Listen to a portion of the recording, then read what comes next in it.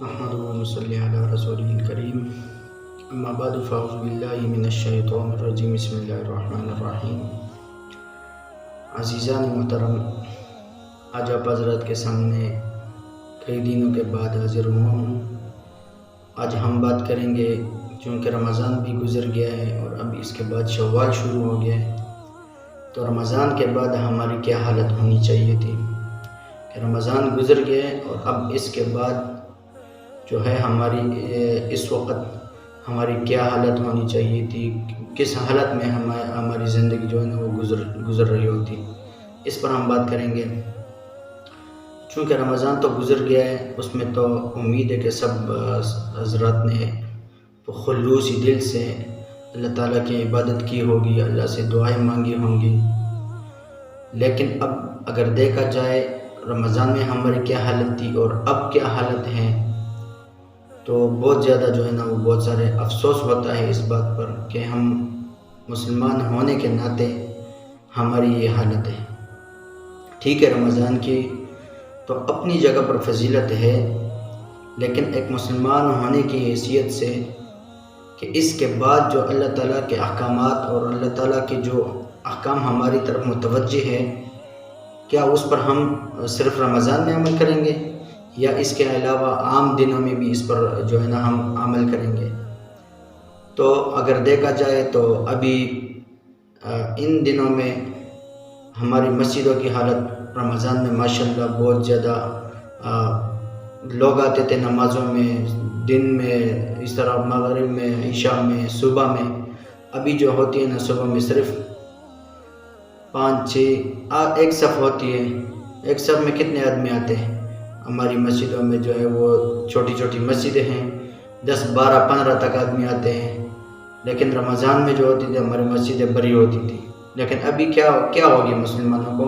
کیا یہی ہماری ایمان ہے؟ کیا یہی صرف رمضان میں ہم جو اللہ تعالیٰ کی عبادت کریں گے، اللہ تعالیٰ کے احکام کو مانیں گے؟ نہیں، بلکہ ہم رمضان کے علاوہ بھی اللہ تعالیٰ کے احکام ہماری طرف متوجہ ہے۔ یہ نماز صرف رمضان میں فرض نہیں تھی، یہ ایسے بھی فرض ہے، ایسے رمضان کے علاوہ بھی عام دنوں میں بھی یہ ہمارے اوپر فرض ہے کہ ہم جو ہے 5 وقت کی نماز جماعت کے ساتھ ادا کرنے والے بن جائیں۔ لیکن ہماری حالت پورے رمضان گزر گئی ہے، 30 مہینے 30 روزے ہم نے جو ہے وہ رکھ لیے، روزے بھی، اور اس میں بھی ہم نے نمازیں بھی پڑھ لیے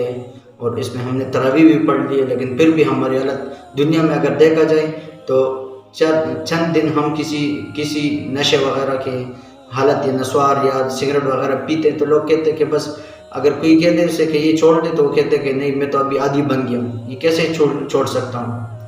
لیکن جب نماز کی عادت ہوتی ہے، پورے 30 دن جو ہے نا وہ جماعت کے ساتھ نماز پڑھ لی ہوگی، لیکن ابھی جو ہے نا ابھی تو کچھ دن گزر گئے ہیں، 6-7-8 دن گزر گئے ہیں رمضان کے بعد، لیکن ہماری حالت جو ہے وہ جس طرح رمضان کے پہلے کی تھی تو وہی ہماری حالت اب بھی ہے۔ لیکن ہمیں جو ہے وہ یہ نہیں کرنا چاہیے۔ رمضان کا مقصد بھی یہی ہے کہ دیکھو اللہ رب العزت نے قرآن مجید میں فرمایا لعلکم تتقون یا ایھا الذین آمنوا کتب علیکم الصیام کما کتب علی الذین من قبلکم لعلکم تتقون، تم پرہیزگار بن جاؤ، تم تقوی والے بن جاؤ۔ تقوی کا مطلب یہ ہے کہ تم اللہ تعالیٰ کے احکامات جو ہے وہ اپنے اوپر جو ہے لاگو کرو، اور جو اللہ تعالیٰ نے جن کاموں سے منع کیے ان سے ہم رک جائیں، یہی کام ہے۔ تو اللہ تعالیٰ کے احکامات میں سے جو سب سے پہلے حکم ہے وہ نماز کا ہے، لیکن نماز کی حالت ہماری رمضان کے بعد یہ ہو گئی ہے کہ ہماری مسجدیں بالکل ایسے ویران، کچھ بڑے عمر کے لوگ آتے ہیں، کچھ لوگ ہوتے ہیں نوجوان جو ہوتے ہیں ہمارے بالکل نہ ہونے کے برابر ہوتے، 2-4 آدمی اگر ہوں تو وہ آ جاتے ہیں، باقی کوئی بھی نہیں ہوتا، نہ مغرب میں ہوتے، صبح میں تو بالکل بھی نہیں ہوتا، صبح میں تو چند جو ہے وہ بڑے عمر کے لوگ ہوتے ہیں، بڑے لوگ جن کو جو ہے بوڑھے ہوتے ہیں وہ آ جاتے ہیں نماز میں، لیکن ہمارے جو نوجوان ہوتے ہیں وہ نماز اسی طرح غفلت میں گھروں میں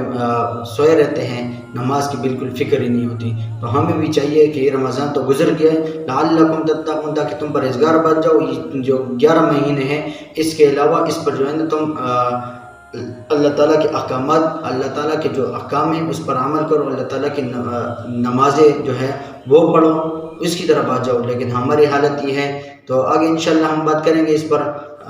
شوال بھی آ رہا ہے، اس میں پھر ہمیں کون سے عمل کرنے چاہیے انشاءاللہ مہینے کے اعتبار سے ہم انشاءاللہ بات کرتے رہیں گے کہ کون سے مہینے کی کیا فضیلت ہے، کون سے اعمال ہمیں اس میں کرنا چاہیے۔ تو یہ شوال کا جو مہینہ ہے، یہ تو بس صرف آج کی ویڈیو کا مقصد یہی تھا کہ ہمارے رمضان کے بعد کیا حالت ہونی چاہیے۔ تو ہمارے مسجدوں میں اور تو ہم ایسے کوئی کام کرتے نہیں، ایک نماز ہے وہ بھی ہم نہیں پڑھتے، تو پھر ہماری مسلمانی میں کیا فرق رہ گیا ہے؟ ایسے تو حدیث شریف میں بھی آتا ہے کہ مسلمان میں اور کافر میں فرق جو ہے وہ نماز ہی فرق ہے۔ نماز اگر مسلمان نہیں پڑھتا اور کافر نہیں پڑھتا تو وہ بھی نہیں پڑھتا اور مسلمان بھی نہیں پڑھتا، پھر کیا فرق رہ گیا؟ تو اس لیے میرا آپ حضرات سے جو ہے وہ گزارش ہے کہ ہم سب حضرات جو ہے وہ مسجد میں جانے والے بن جائے اور باجماعت جو ہے نماز، کیونکہ حدیث شریف میں آتا ہے نا کہ سب سے پہلے قبر میں جو سب سے پہلے سوال کیا جائے گا وہ نماز کا ہوگا۔ تو اگر ہم نماز نہیں پڑھیں گے تو پھر ہم وہاں پر جو ہے نا وہ کون سے ہم اس کے جواب دیں گے کہ ہم نے نمازیں پڑھی ہیں؟ تو اس لیے جو ہے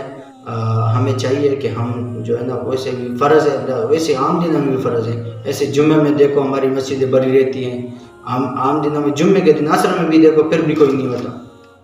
یہ نہیں ہونا چاہیے، ہماری حالت یہ ہونی چاہیے کہ ہم 5 وقت جماعت کے ساتھ نماز پڑھنے والے بن جائیں۔ تو انشاءاللہ امید ہے کہ اس پر جو ہے اللہ تعالی ہمیں عمل کرنے کی توفیق عطا فرمائے، اور آپ سب حضرات کو اور جتنے بھی سننے والے ہیں انشاءاللہ ان حضرات سے بھی میری دعا ہے کہ اللہ تعالی ان کی عمر میں اور ان کی جان اور ان کی مال میں برکت عطا فرمائے۔ وآخر دعوانا ان الحمدللہ رب العالمین۔ السلام علیکم ورحمۃ اللہ وبرکاتہ۔